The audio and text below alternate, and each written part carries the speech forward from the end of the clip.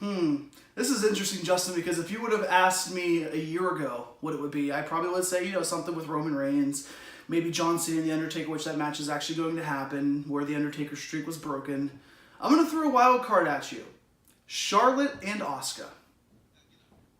Tell me why not. Tell me why not, Justin. This year we've seen the Women's Royal Rumble. This year we've seen the Women's Elimination Chamber. This year we've seen, in the past 365 days, more revolutionary, groundbreaking women's matches in history.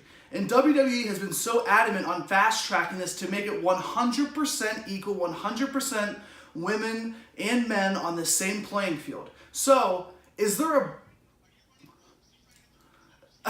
I'm not trying to get the women's vote, but this is the only match in my mind in women's history that could ever be important and close out WrestleMania. Ronda Rousey, this match for Ronda isn't that important, and Ronda next year probably isn't going to be as important as Asuka, somebody that WWE has built years and years upon to make the undefeated streak important. The undefeated streak in New Orleans, interesting. And Charlotte, who is a flair, and she is the SmackDown Women's Champion. So tell me why, aside from your usual, this could be The Undertaker's last match. Well, we don't necessarily need to see The Undertaker's last match go on last at WrestleMania. They didn't do it for Ric Flair. They almost didn't do it for Shawn Michaels, so why would we need it for The Undertaker?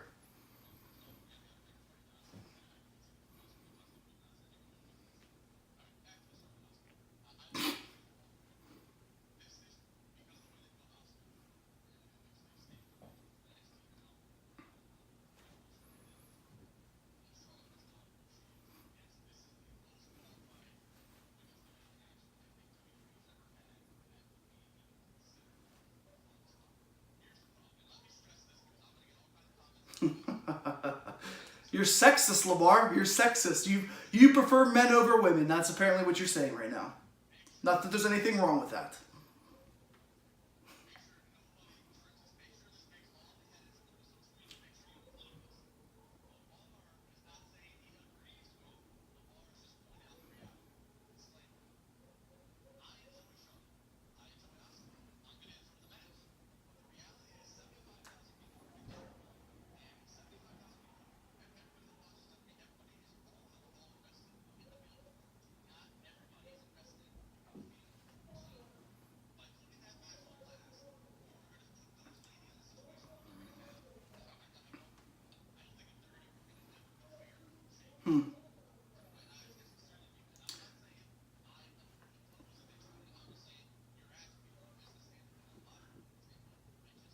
Well, let me ask you this though, Justin.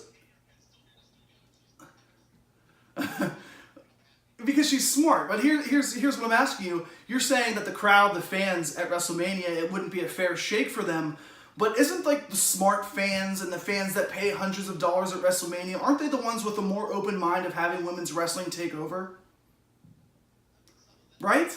It's not like they're in Little Rock, Arkansas, where not many people care about women's wrestling. This is everybody around the world, and I would say more often than not, 70-80% of this crowd actually cares about women's wrestling. Look at WrestleMania 32 2 years ago with that triple threat match. People were invested in that match. Now, I'm going to go out and say that I think this has a chance to. It probably won't, but if it does, it's hard to argue that it should not be the main event of WrestleMania. With a lackluster build from some of these matches, the only one that I could see, like you said, is Cena and The Undertaker, because we've never seen that before. But if this is really Undertaker's last match, again, you saw him go out WrestleMania last year.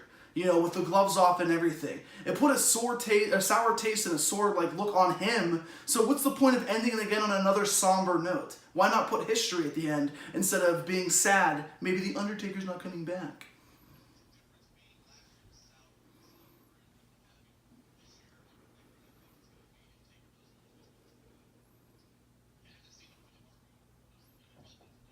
Mm.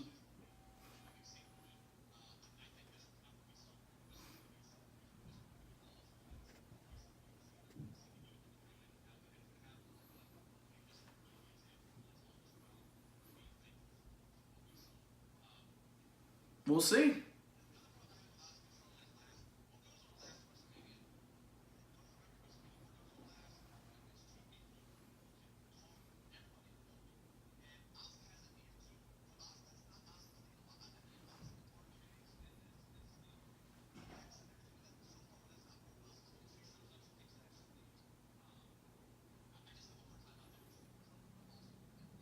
But the last match isn't a promo. The last match is a match.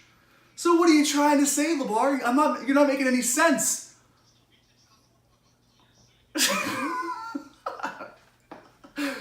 Yeah. I'll make you a deal. How about this? Give me 3-1 odds. I'll give you 3-1 odds. So you got to buy me 3 drinks in New Orleans, and not on Spirit's tab, but on your tab, that Charlotte and Asuka go on last over John Cena. 3-1 odds. How about 10-1?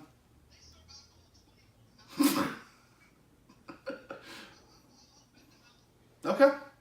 I will gladly take your house in Pittsburgh. I need a place to go in the summer.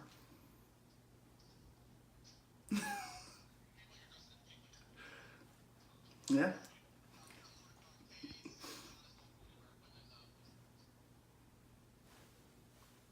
All right. Thanks, man.